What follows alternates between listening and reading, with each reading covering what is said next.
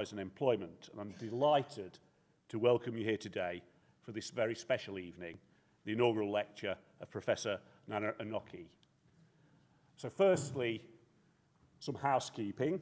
We are not expecting a fire alarm, so should the fire alarm sound, please leave the building and assemble in the adjacent car park. This over there, and our stewards, who I'm supposed to now point out, they're waving, will guide us in the correct direction.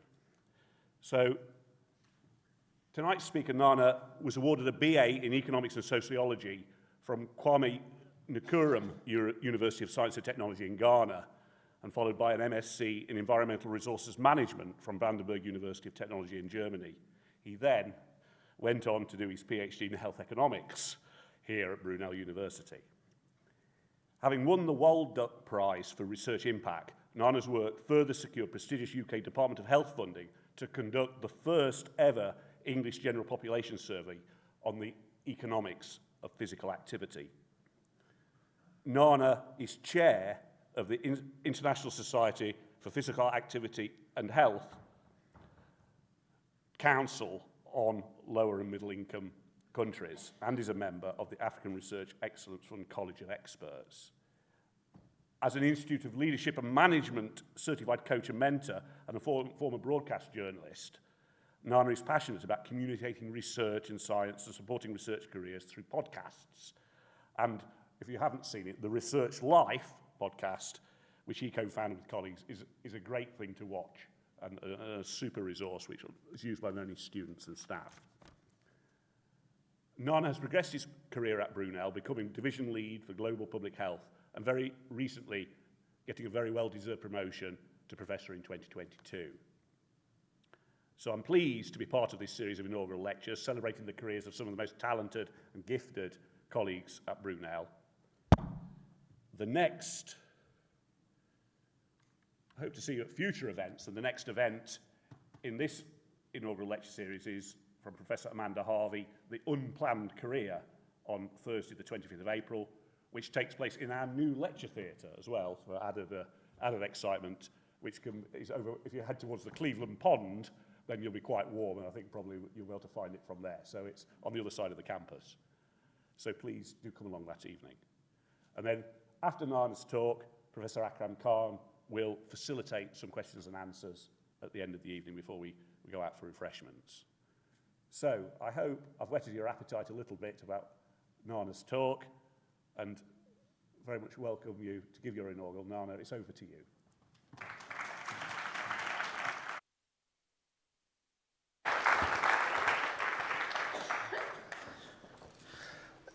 Thank you very much, Jeff, and wow, amazing. Thanks very much for all of you. I know you have busy schedules, and thanks for coming. And those listening or watching live, Dad and Mom, I know Dad couldn't be here because he's not well and he can't travel. And the whole family back in Ghana, thank you very much. And those watching from the US and Asia too, thanks a lot. And particular mention to one of the pillars behind Rich Society, Professor Donald Palmer. Thanks for being here, and Professor Fatu, you're traveling all the way from Manchester. So a few flags I would like to mention. The first one in particular, this goes to the students here. I'm 100% made in Brunel, okay? As you could tell. So that shows that you have the environment to progress. And number two, normally with these talks, from a personal point of view, you get nervous prior to the talk or during the talk. But in my case, it's a bit different, and I'll tell you why. I'm rather more worried about the aftermath. The aftermath because, actually, I didn't tell my dad about this until 2 days ago. And he said, so what are you going to talk about? I showed him my title. I was like, what? I thought all along, you know, your life has been planned. Your mom and myself, we've prepared you. And now you're saying you became a professor by accident. So I'm worried what is going to happen after he hears some of the stories. But Dad, if you're watching me, I'm not in this alone. Mom knew about all these things. Anyway, so how did this all begin? So that's little Nana. This picture was taken just a couple of years ago. And who can tell me what the Ghanaian pram is? So I'm sitting on the Ghanaian pram. Who can tell me what that is? What am I sitting on? Who can give a guess? Oh, great, you got it. So that's my mom's lap. Okay, and as you could see, Mom is carefully trying to hold me from having an accident, but I ended up having it anyway. So my life has been full of accidents. So where did Nana grow up? So the picture on your left, it's a snapshot of Tamale. Tamale is in the northern part of Ghana. It's the third largest city in Ghana, and it has a population of around 950,000. And currently it's ranked as one of the fastest rising cities in sub-Saharan Africa. So I spent my few years there because my dad there was head of the Ghana Library Board, and my mom was into fashion and an administrative manager. Now, given the job of my dad, being head of library board, so you can imagine, growing up it was all about books, books, books. Then a few years later, Dad got transferred to Kumasi, which is the city you see on your right. Kumasi is the second largest city in Ghana, well over 2 million, getting to 3 million, and is seen as a traditional hub of Ghana. And when we got there, my mom moved more into fashion and stopped her work, so it was my dad working as an accountant. Now, I'm telling you this for an effect because there was a tension in terms of influences I got as a child growing up.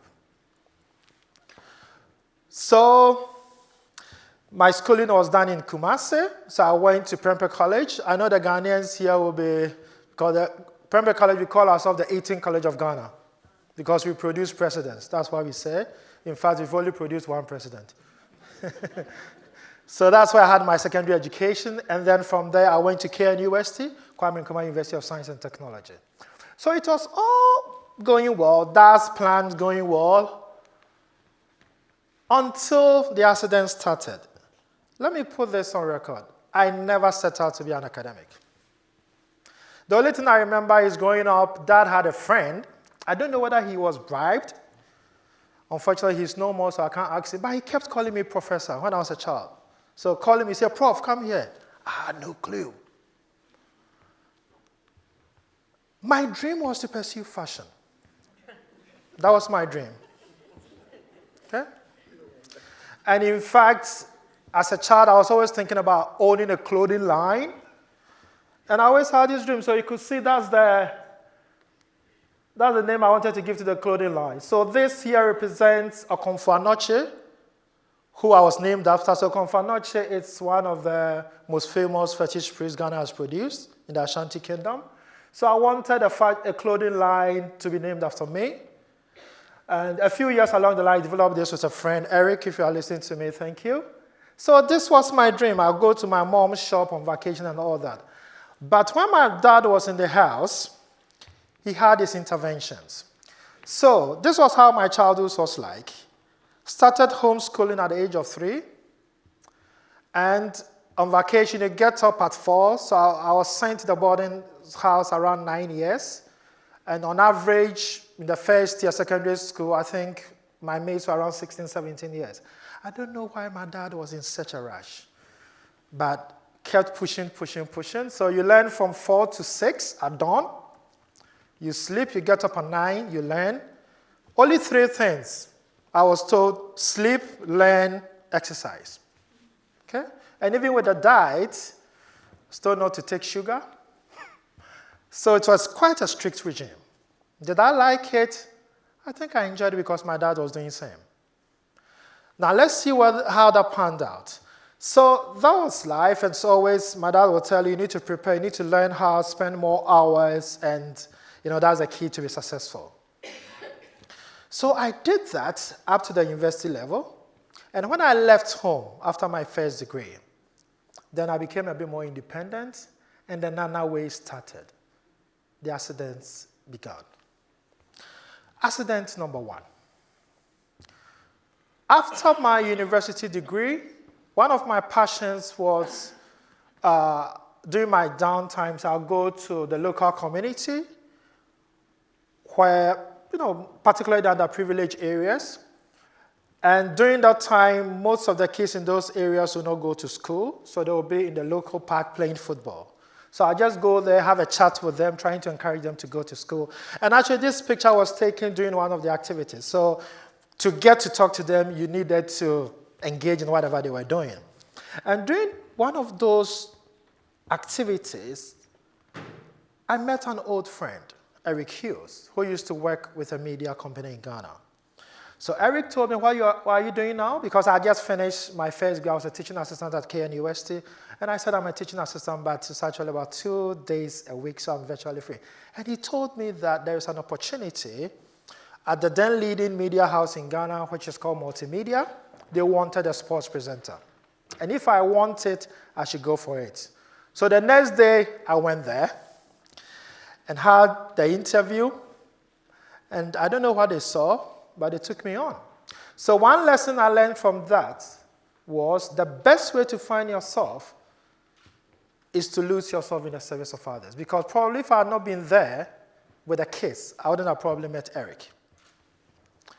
So I worked in media, and a few months along the line, I was doing my show one morning. I was in the studio. Then my general manager waved at me from the windows that there is an interview I had to deliver. So there was a minister, a sports minister of Ghana, blessed memory, Mr. E.T. Mensah, who was online. During that time, Ghana was supposed to host the African Cup of Nations, and there were some issues with the construction of the sports stadium. And it was a hot topic. They got him, and somebody had to interview him. Honestly, I wasn't going to be the one to interview him, but I was just lucky. I was in the studio at that time. They couldn't tell me, go away for somebody to step in. So I had to run the interview. First 5 minutes, it wasn't easy because he was a tough minister. So it all happened, and that was the beginning of my rise in media. I don't know how it went, but they were pleased with my bosses, then were pleased with how the interview went. So following that, I was given other opportunities. For example, I was asked to lead the coverage of the elections. Ghana had one of our big elections was in 2000, because then our longest serving president was moving out and a new one was coming. So a bit of a big election. I was asked to lead the coverage of that, which led to a commendation, which is on the right. And so I was working there in the media. A new general manager came that led to accident number 3. Because when this new general manager came, he thought our morning show could be better. So we needed to recruit the top morning show host in the area. Now that guy, still in radio, Kwame, happened to be a friend. So I was asked to go and talk to him and poach him. In the process of poaching Kwame, he ended up poaching me to that radio station. So I ended up working in Fox FM, and there my role changed from a broadcast journalist to more of a managerial role. So I was appointed as the chief executive producer, and my work then was to oversee and redesign their programs. So in radio, the market share is normally denoted by living standard measure. And this new radio station had a different target from the one I was with, so I was asked to come in and design. Very young, I was scared, but I took the opportunity. And I was in a very good team, so with the help of colleagues, we managed to chuck some successes. Now, what is that route? What did it teach me? I think it taught me how to think on your feet. I don't think I'm able to do it well, but at least I got a start. And it was quite a tough terrain because the owner was very demanding. So you needed to provide solutions to the problem. So it was very demanding.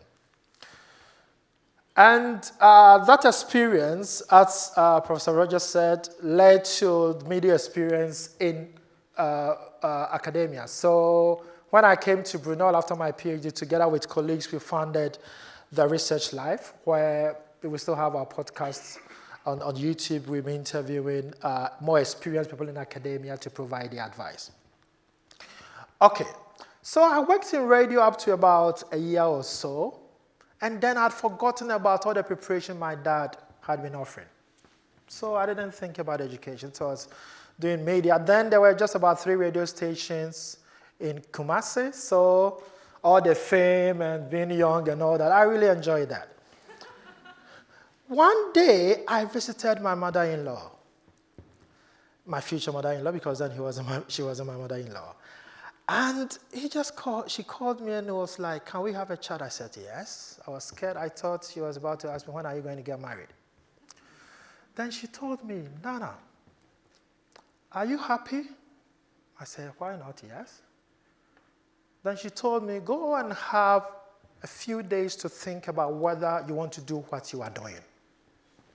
I was surprised. And I was surprised because she was an educationist, and part of me was thinking, is she telling me this because she thinks because she wants me to toe her line before I can marry her daughter? So all sort of funny things going on through my mind. When I took up the challenge and had some days of thinking about it, then I realized probably I don't want to do this. So I made a decision then to go back to my dad's dream, which is academia. And the lesson I learned from this rethinking is sometimes we need to pause in life. Things might be going very well, but you need to take a pause and reflect. And since that conversation, it's taught me that on average, I have about 15 minutes before I go to bed that I think about all the daily experiences. And I think about what I can do better the next day. Accident number 6. When I made that decision to go back to school, what I didn't do well was the second part of the decision, which is, fine, you're going to do a master's, but what type of degree? So I quickly went to, because my first degree was in economic sociology, I went to KN University and started master's in economics. Now, the funny part of it was there was one module, environmental economics, that we were 2 students, and the lecturer would normally listen to my morning show before he goes to class. So he knew I was going to be late. And in fact, I was always late to class. So it wasn't really going well. So after 1 year, that course was a 2-year course. After 1 year, I stopped. And I said, I can't combine this radio work and schooling. So I need to make a decision. And because of the fame I had and I got, I said that I can't do this in Ghana. I need to leave. So I made a decision to go to Germany, to do my master's. There too, I didn't think very well about the type of degree I was going to do. So my first course, master's degree course, was World Heritage Studies. I thought it was all about tourism. I started that course first term. Along the line, I realized it was more about architecture. And I'm very bad when it comes to drawing. So what am I going to do with this? So I stopped. So second master's, I stopped. But I was left with a choice. What do I do here? I'm in a foreign land with no mom and dad, out of the house. What do I do? I looked around, had a chat with one of the administrative managers, and they looked at my profile and said, actually, you can do environmental resource management. By this time, I said, can I think about this? Because I wanted to be sure. I had spent some time thinking about it. I said, yeah, I'll give this a go. Now, I started that course, and just by some, I don't know, I made a decision that as part of that course, there was a module on cost-benefit analysis. And please keep this in your pocket, this module, because years along the line, it will do me a lot of good. I don't know why I chose that module. I just went for it because there were few students on that course, and I thought by keeping the lecturers company, we would get good marks. So just decided to do that. So I did that course, finished my master's in Germany, and the lesson I got from this is life presents many choices, but the choices we make will determine our future. So I finished that course, and then accident number 6. For some reason, I thought, done my master's, that's it. I satisfied daddy, that's okay. I needed to pursue something else. So I went into music. I formed a band in Germany with 3 other students. So one from Cameroon, one from Kenya, and one lady from Germany. And we were called the Ambassadors of Fire. We were full of fire. So, and we did a bit well. So we were featured in one of the news dailies in Berlin. We did well. Did it go down very well? Let's see.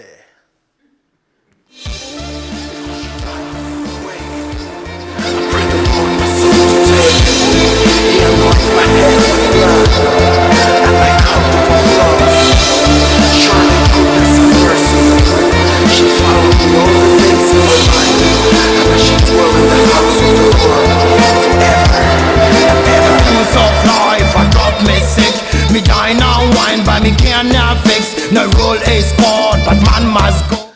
Okay, so this is one of our songs. Thank you. Thank you. So we had four albums. So we were ready to launch our album. We were doing some concerts around Germany. And then an incident happened. So there was one day, there was a festival in Cottbus. Cottbus is about 1.5-hour drive from Berlin. We went there, and after the concert, me and my group, we were just walking in town, and we were attacked. We were attacked by a group of about 17 youth. But luckily, the police came in, so there weren't any massive injuries. So I went back to my hotel, and the whole of the night I couldn't sleep. I kept asking myself, Nana, what have you gotten yourself into? Are you really comfortable with the way your life is panning out? Music is good, but is it for you? Probably not. So I made another detour. I then decided, nah, this is a disappointment and I have to accept it. So suddenly the next day I told my group, I don't think I want to do this any longer.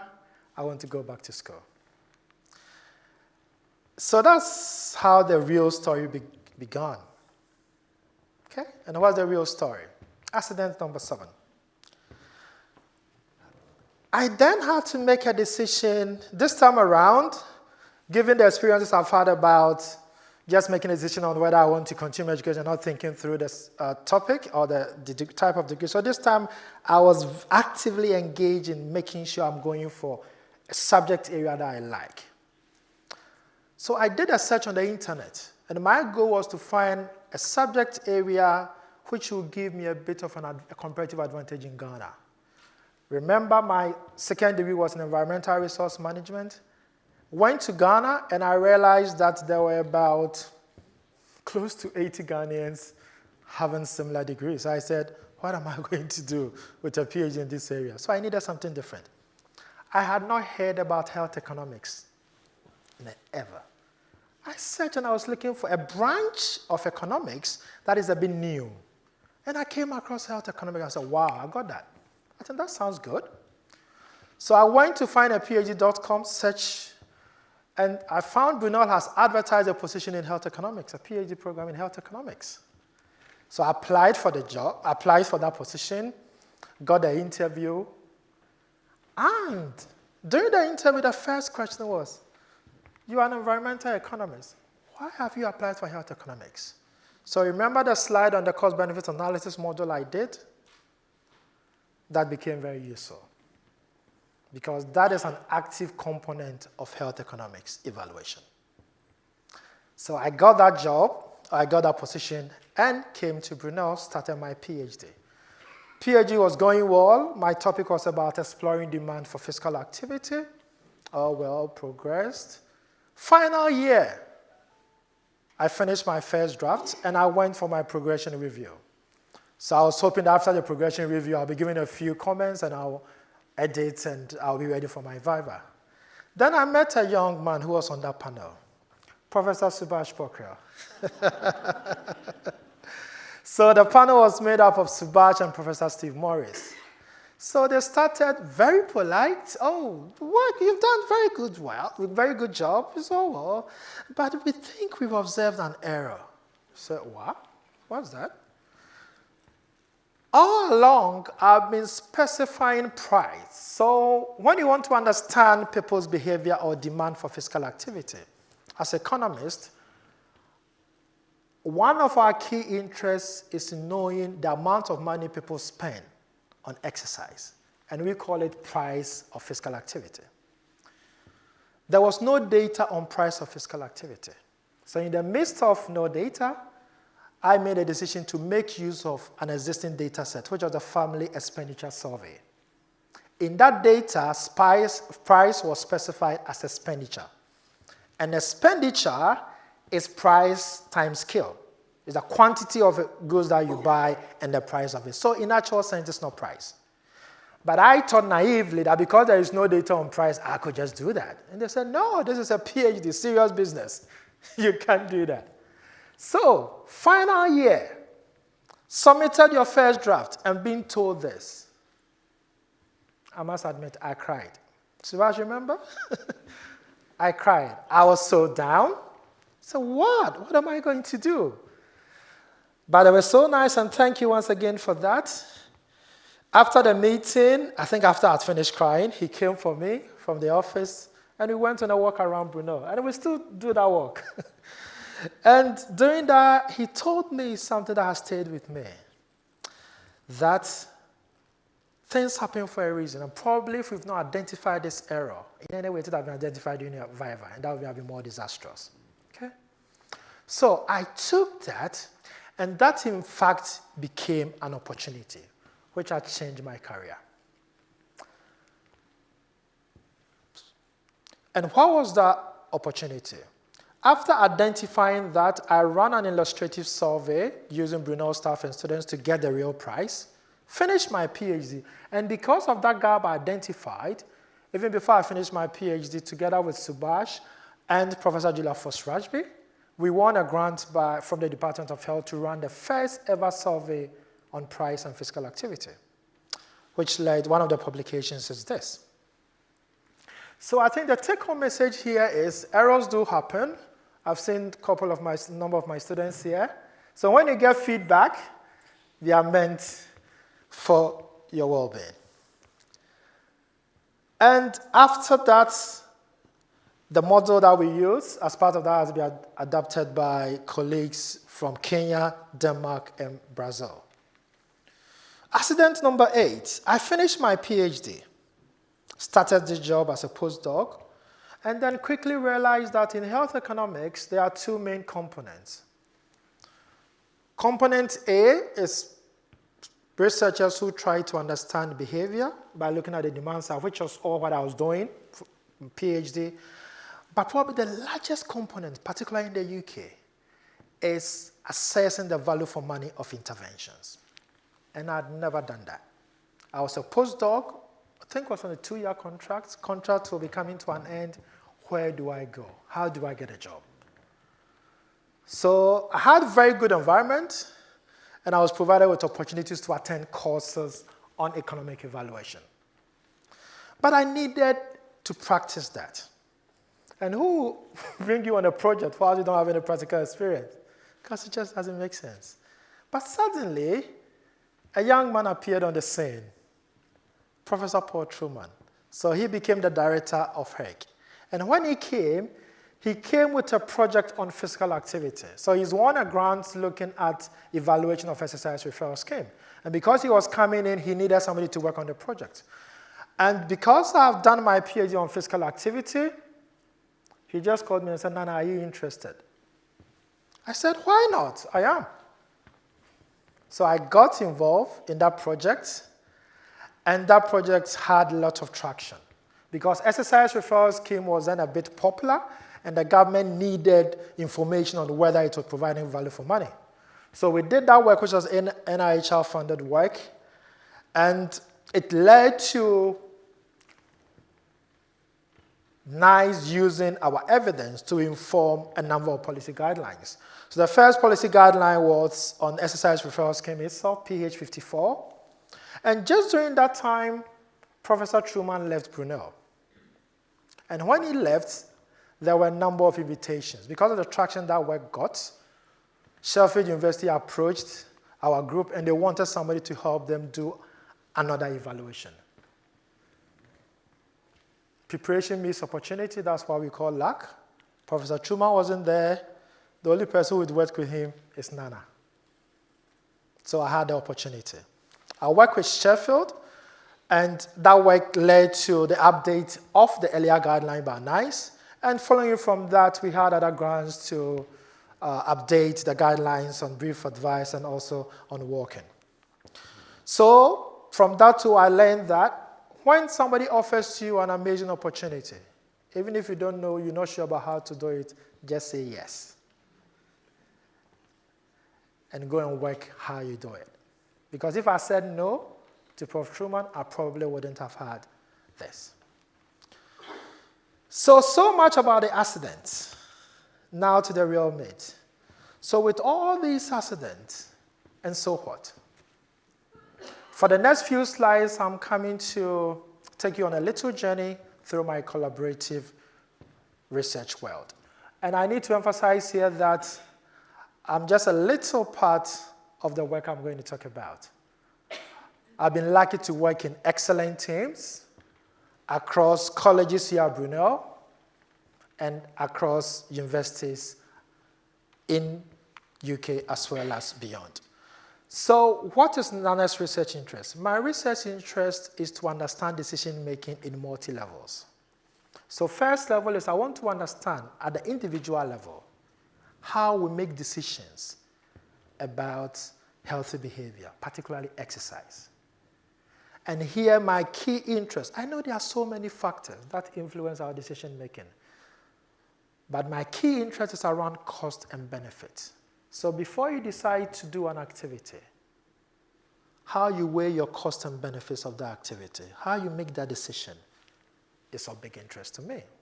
That's at the individual level.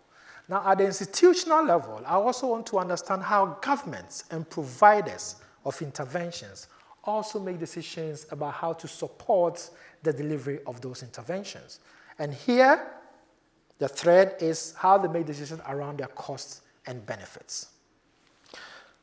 And this work, been lucky, it's working around teams, and some of them have been done in Ghana, Brazil, and in the UK. So let's start with Ghana. My first trip to Ghana, although I'm a Ghanaian, my first trip to Ghana as part of research was through the benevolence of Professor Simon Taylor. And that was a grant that we were lucky to receive from Professor Jeff Rogers, an Impact Accelerator grant. So we went to Ghana to look at how research around simulation and cost effectiveness co-informed the Ghanaian Health Service. And on the back of that, I was able to develop some links with the presidency, and that led to our recent work around obesity, where we are trying to understand what are the factors that influence or affect obesity in Ghana. And given how this work has went, we recently got this commendation from the Office of the President in Ghana, thanking Brunel for the help we provided. So that's for Ghana. And in Brazil, I've been involved with colleagues from the University of Sao Paulo, where our interests have been trying to understand the relationship between costs we incur from loss of productivity and physical inactivity and other lifestyle behaviors like smoking and alcohol intake. And recently, we've also moved on to look at the impact of having surgery, bariatric surgery, and the impact of that on health outcomes and costs in the health system in Sao Paulo. In the UK, one of the works that we've done, this was quite a controversial one. We looked at how the provision of incentives to mothers could influence their decision to breastfeed their children or not. And this received lots of discussion, particularly from the Daily Mail, as to whether this is ethical to do and all that. So, given what I've done, what's next? The key things in terms of my current project that I'm looking at are understanding behavior and understanding decisions around how interventions are supported. So the first project, the first set of projects I'd like to talk about is UK-based ones. Currently, myself and my team, including Subhash and others from Imperial College London, we're looking at a number of programs covering mental health programs. There is one interesting, very interesting one where we're trying to understand how gang violence could be addressed using Best for You or mental health interventions. Other areas that we are looking at are polypharmacy, the costs associated with inappropriate prescription, drug prescription, and also we're looking at evaluation and learning. So how can we support capacity building in health economics in the local area? So that's a few examples of the work we're currently doing in the UK. And in Ghana, our current interest is trying to understand how genomes or genetic factors affect obesity. That's a tough nut that we're hoping to crack because of data issues, challenges, and issues around ethics and cultural issues back in Ghana. But that's what we're currently working on and aiming to achieve. So, what's the next line of research after doing this? What's the future? In future, our plan is, given that we've looked at multiple lifestyle behaviors, our plan is to have a model or a framework that will combine multiple lifestyle behaviors. So when somebody is physically inactive, does it have a spillover effect on other lifestyle behavior like smoking, alcohol consumption, and how this could be included into a model which will demonstrate over time how these behaviors change or fluctuate, because there are some interactions. To date, as economists, I need to hold my hand up, we've been making a heroic assumption. So we've been assuming in some quarters that once somebody gets physically active through an intervention, although we know it fluctuates, we're not able to capture that very well. And that determines the value for money of that intervention going forward. So we would like to capture this in a framework, and it's going to be a very data-hungry model, because we hope with this, we can inform governments to make good decisions around allocation of resources. So that's where we want to get to. Now, enough of research. A key part of my journey has been passion for community engagement, and something I'm very passionate about. So the last bit of my session, I'll tell you a few examples of some of the community engagements that I've been involved in. And the first one is through the kind courtesy of Donald here. I've been involved with the Rich Society.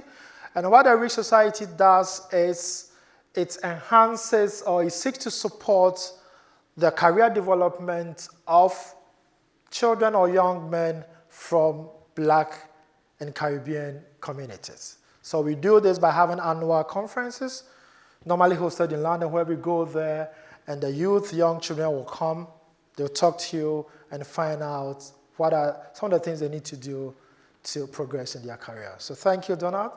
Very good initiative. Another initiative that I've been involved in is AHEAD. So together with colleagues from University of Birmingham, we set up the African Health Economists in the Diaspora Mentoring Scheme. And this mentoring scheme is to support the career development of African health economists based in the diaspora, because it could be quite a lonely journey. Another initiative, this time around the Global South, is as chair of the International Society of Physical Activity and Health.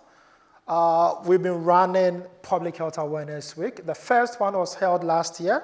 And as part of this Public Health Awareness Week, we would like to promote awareness around healthy behavior in underdeprived communities. And last year, we held this event in Ghana. In addition, how do we support the careers of people? We've introduced the Dragon's Den. We took that initiative from the popular TV program. And as part of this initiative, early career researchers present the ideas to a panel of judges who provide views and support as to how they can get grants or how they can improve those ideas. And the next one, which I'm extremely passionate about, students here at Brunel. So since last year, through the support of John, Anne, thank you very much, we organized the first study abroad trip to Ghana, where we took a group of students on a master's in public health and health promotion to Ghana. And according to reports, they really enjoyed the experience. This year, we are going once again. Josie, I could see you were there, and hopefully you're going to enjoy that. So that's it. But as part of this journey, I have had the support. I couldn't have made this alone. The biggest support I got was from my first research assistant. I employed her when she was 2 years. She's now 15 years. So that's my daughter, little Nana. So during my PhD days, the sleepless nights, anytime I get behind the PC, she gets up and come and sit with me. And she'll be one of my fiercest critiques. So thank you. I know she's not able to be here because she's writing her university entrance exams. And a whole list of people, some here, and I may have forgotten some because they're a very tall list, but wife and children, parents and siblings, Subhash, Julia, Jeff, and my college, Paul, everybody, Louise, Christina. I remember one of the things you told me when I became a reader, that, yeah, thank you very much. All your advice. Yeah. So, final slide. Particularly, this goes to the students. Okay? 2 key quotes. First one from Duke Ellington. He said, life has 2 rules. Number 1, never quit. Number 2, always remember rule number 1. The second quote from Chadwick Boseman, of blessed memory, the struggles, but I call them accidents. The struggles along the way are only meant to shape you for your purpose. On that note, I say a big thank you for having the patience to listen to me. Thank you very much.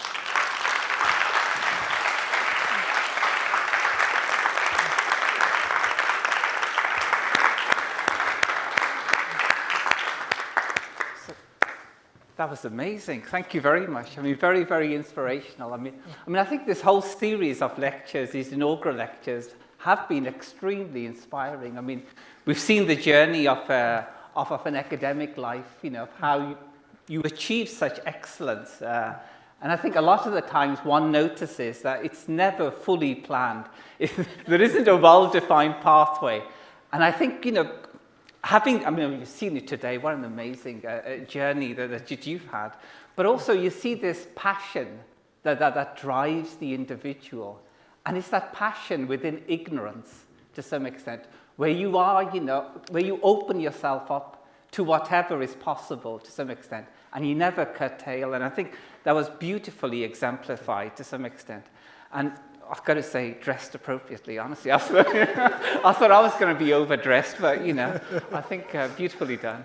So I think we've got about 20 minutes approximately for Q&A or question and answer. So we've got 2 roaming mics, and so we can fire away with any sorts of questions that one has.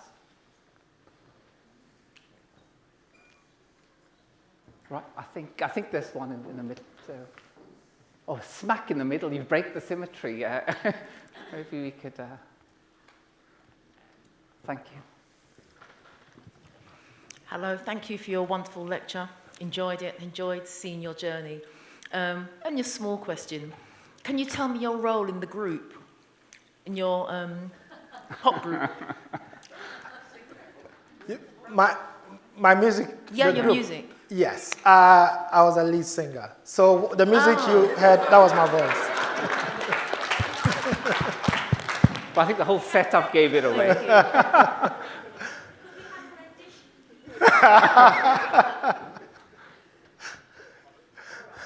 Okay, so we can have that as an encore. Any other? I think there's another one. Yeah, so you're right at the back, sorry.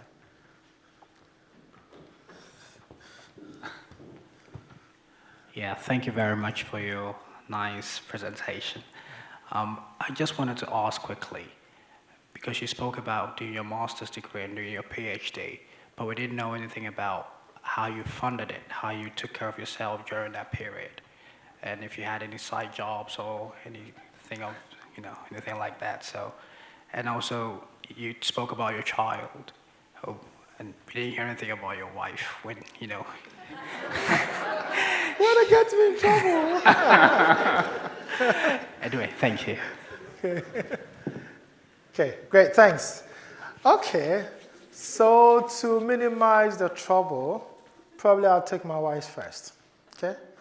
So my wife is a broker journalist by trade, so you see how I met her, and yes, so she's been with me throughout the journey, okay?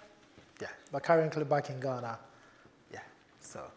In terms of how I funded myself, I think I've been extremely lucky. So my master's was in Germany, fully funded, so I got a scholarship to do that. But then, to be very honest, I had to do a few side work to complement. But one key thing I realized earlier on is the study should be the priority. Okay? I know there's always a tension between working and schooling. In Germany, it was a bit tighter. So as a student, you were only allowed to work 90 days in the whole year. So work wasn't something that you think about. Yeah.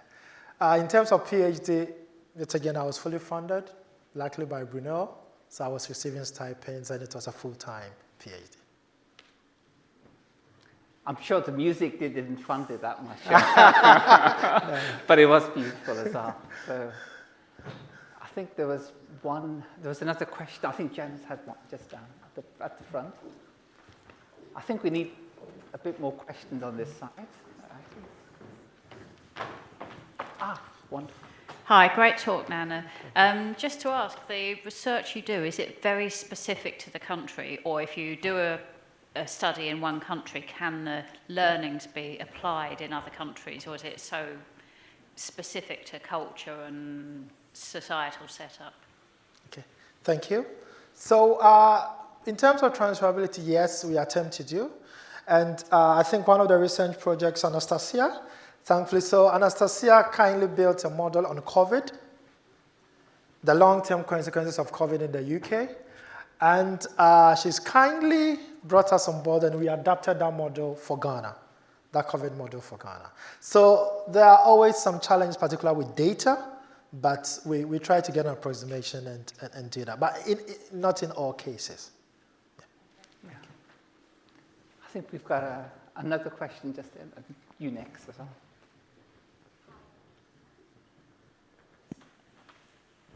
Hi.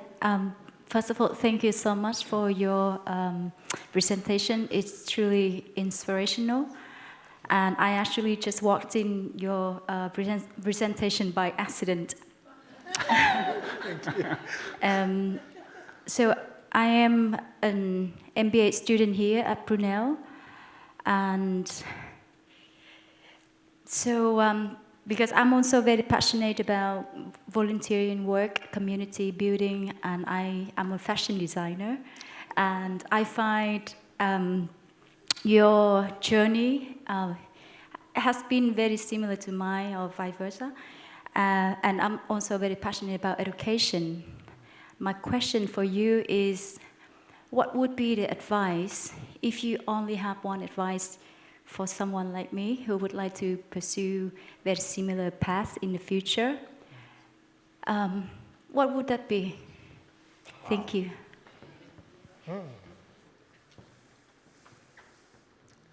Can I make it two? No one advice. Okay. The first one is people. Okay? You can't do this alone. You can't. So people. Be kind to people. Because at a point, this is just a personal view, I think at a point intelligence becomes very important, but now it gets cancelled out a bit. It's about your attitude. Your attitude will determine your attitude. So to me, people is very important. Number two, I would say whatever you are doing, whether it's music, fashion, school. Because although the things that happened to me were accidents, whatever opportunity that I got, grab it with all hands and do it to the best of your ability. And once you've done that, you are fine. And that reminds me about something. So, sorry, Dad. My dad would always tell me when I was growing up, so you go to school and sometimes there will be a new person on the block and suddenly one term you become second, because in my house, becoming second in class wasn't tolerated. And when you come, he'll tell you, has that person got 2 heads? I say, oh no, he's got 1 head. He tells you then it means you can do it. So it's about the confidence. You do the best you can, and you leave the rest. Okay. Thank you. Thank you. I think we can just pass the mic down. We've got a cluster here. Hi, Professor. First of all, congratulations. Your presentation and your journey has been truly inspiring. I think I'm going to ask you an academic secret in a public forum. So myself, as a researcher from social impact measurement, I think, my question is for you. As a novice researcher in the field, I'm asking, like, when you were as a fresh researcher in the field, how did you overcome the struggle of valuing the things which can't be measured, but that could be the measuring what matters the most? How did you overcome that struggle? So just to clarify, you mean doing evaluation as part of your research? Okay. So this is a common feature in health economics. Particularly when you take a societal view. Let's take the case of physical activity.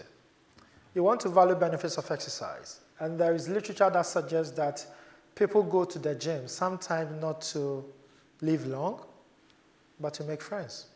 How do you measure that? So there are a number of approaches you could use, mixed method, and sometimes you have to hold your hands up and allow the data to speak for itself. So it's not everything that could be measured at a point in time. You can make, so you need to accept that. So as I was telling you that to date, there is one particular parameter in my research that I'm still struggling to measure. And that is, one of my research showed that when people exercise, they get some feel-good factor from the exercise. And when we capture the value or benefits of exercise, in our models, we tend to look at the long-term benefits. How do we capture this short-term buzz they get just from leaving the gym? We've tried a number of methods and we're still trying. So don't lose hope, keep on trying. Remember, measurement is usually about an approximation.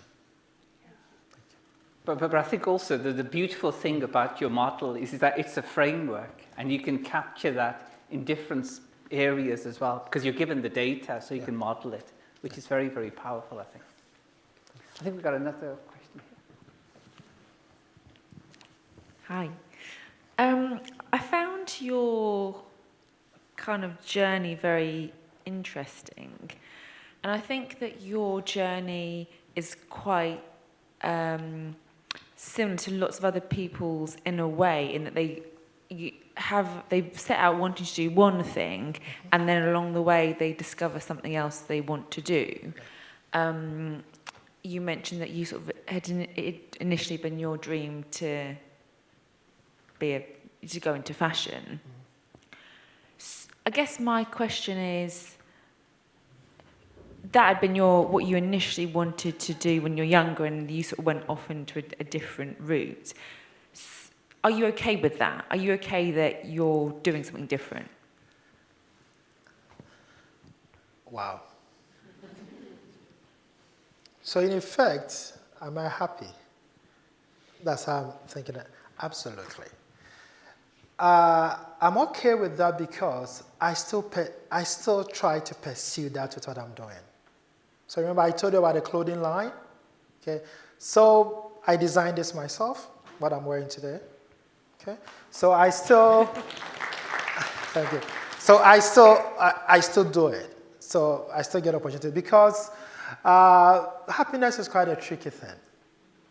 Yeah. So what I do is I try and balance it.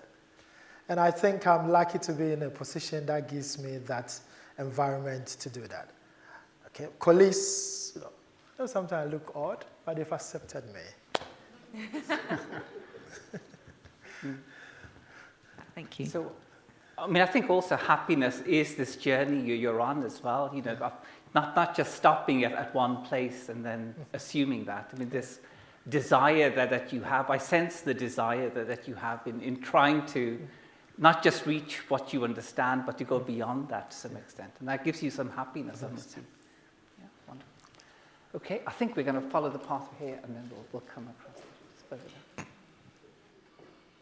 Just down here, first down here. The lady at the front. Thank you.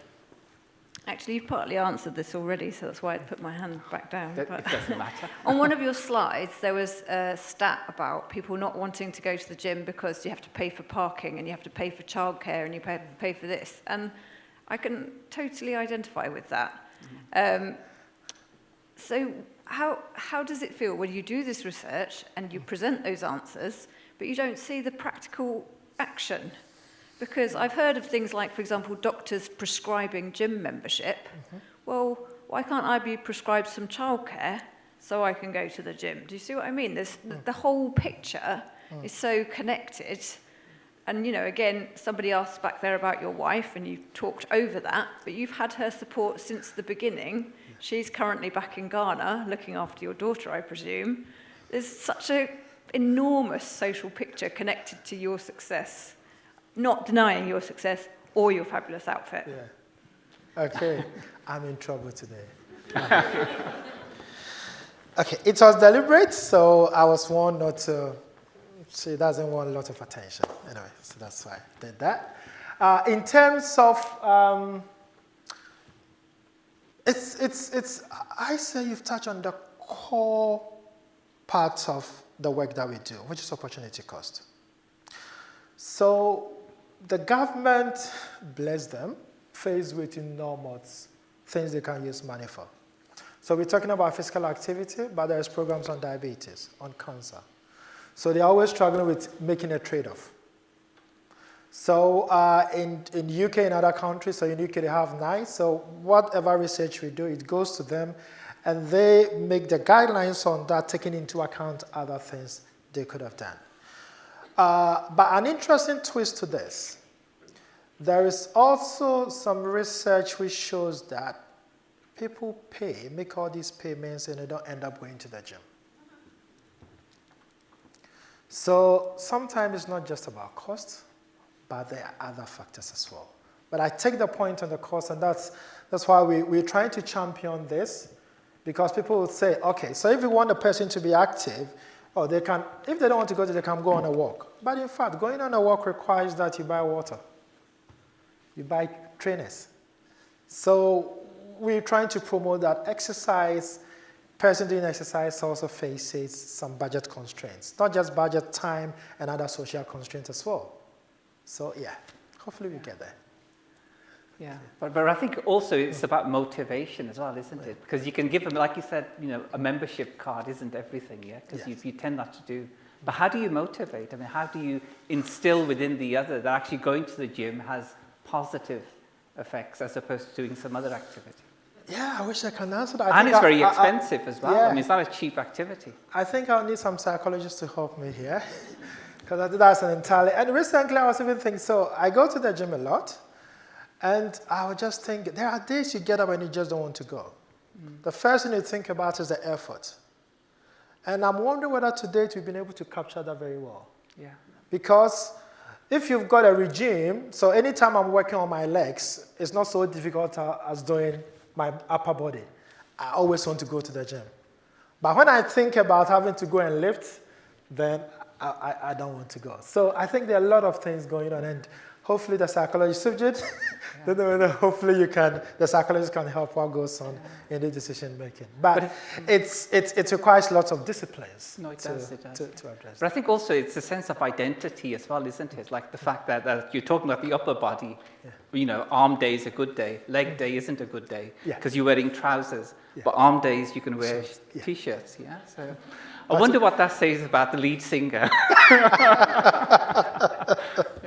Oh, you've got another one. Nana, thank you so much. I really enjoyed listening to you and your stories. I know everything about your research. Well, not everything, but I know a lot. So I'm not going to ask you a research question. I'm going to ask you something I don't know about you. I've got 2 questions. You can choose which one. Better be careful here. So one is, if a fashion designer came to you and said, "Nano, I want to dress you like proper high-end fashion designer," who would you choose?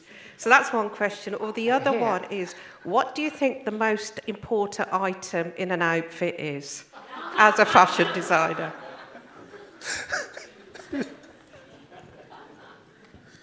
Wow. First question, I'll probably choose a combination of Gucci and Versace. Okay. And second question, shoes.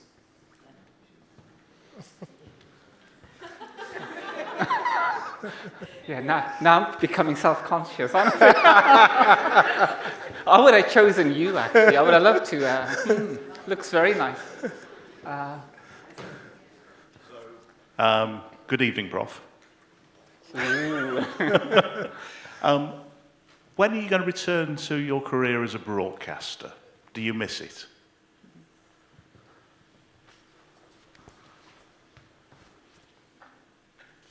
Yes. Yes, I do. And actually, that explains why I, together with colleagues, we co-founded a Research Life. And Subhash, probably to let this out, Subhash and I have been having conversations about how we can, because now the attention span of the current generation, I think there is research to show that people sometimes don't even have time to read articles or journals. So thinking about how our experience in media could be used in academia. So for example, when our papers are published, can we develop little vodcasts or podcasts, let's say about 1 minute, 30 seconds, just to summarize your research ideas. So those are sort of hidden ways I try to overcome that nostalgic feeling. But I do miss it. I don't miss it. And probably that explains why. So Simon and myself were in Ghana, and anytime we go there, should I say it? Anytime we go there, we go to a TV station or a radio station to talk about our research. So that explains why I always say, let's go. So, yeah, Simon, if you could just pass it back. Hi, Nana. It was really amazing to hear your journey. So I have a question. Is there anything, or is there one thing that you could change about your entire journey? What would it be?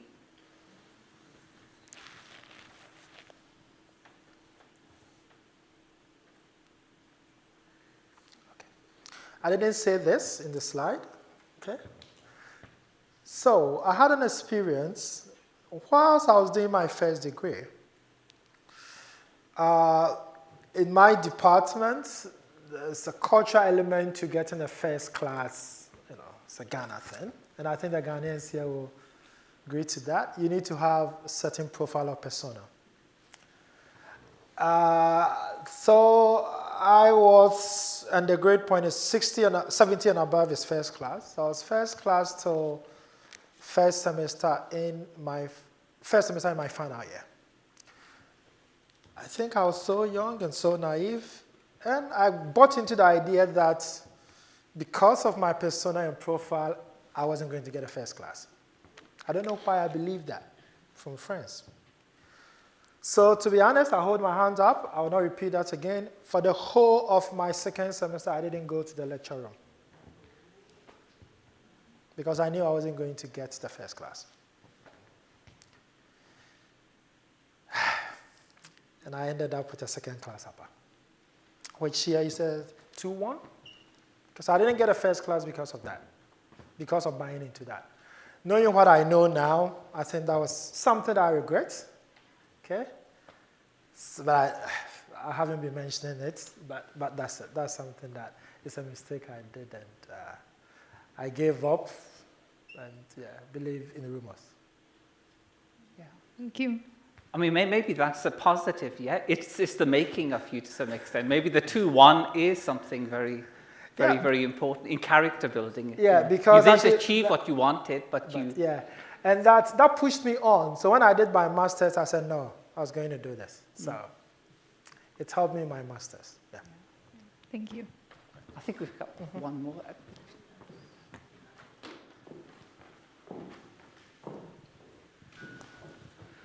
Yeah, congrats, Prof. Yeah, I have two questions, and one is with regards to your dad. And I'm just curious, was he comfortable with you undertaking fashion design as a future profession, or maybe something you want to do? I'm talking because I'm a Ghanaian, and I know how it crisis to follow certain career paths. And then secondly, I see your design as purely 100% Ghanaian. Are you happy to talk about it? Okay, we're turning this into a fashion show. Okay, I think the answer is this. I'm going to answer my dad's question this way. So, I wasn't allowed to go out after 6. Very strict regime. Is he still happy? He's still not happy with how I dress. Okay, so he always complains. He still does it, but I think he's beginning to accept it. So yes, yeah.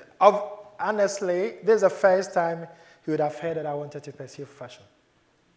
So I have some questions to answer when I say him. He had no idea. He thought it was all going well. Anyway, yeah.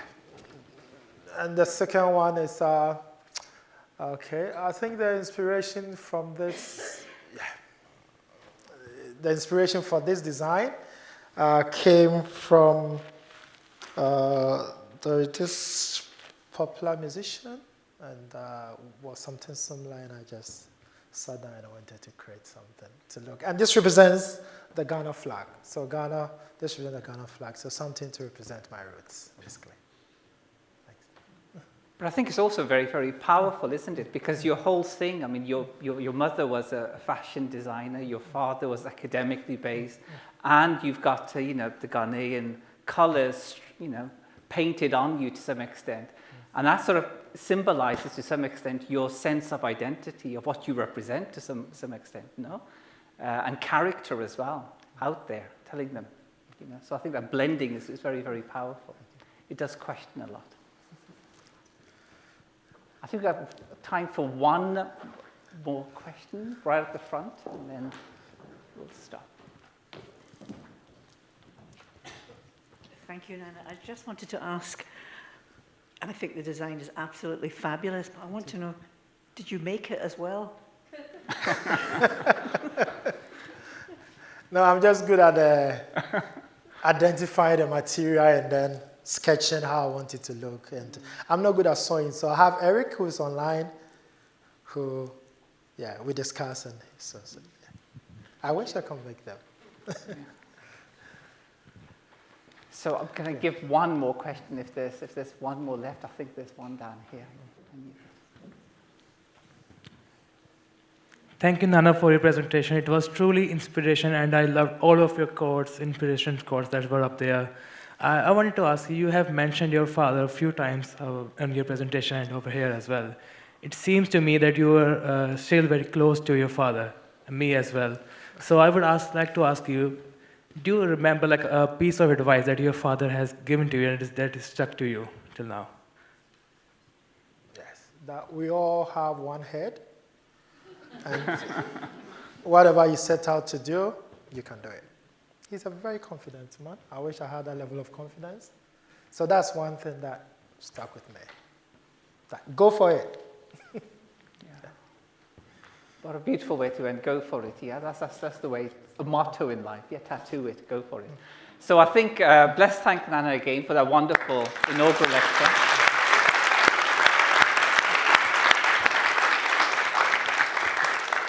So I think this is an end to this series of inaugural lectures that we've had, but wait for it. We're still gonna, we have another set of inaugural lectures after Christmas, no, after Easter. We have another set, so please do look out when and where they are.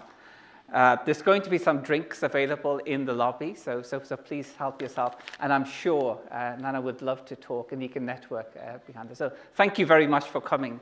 Hopefully see you next time.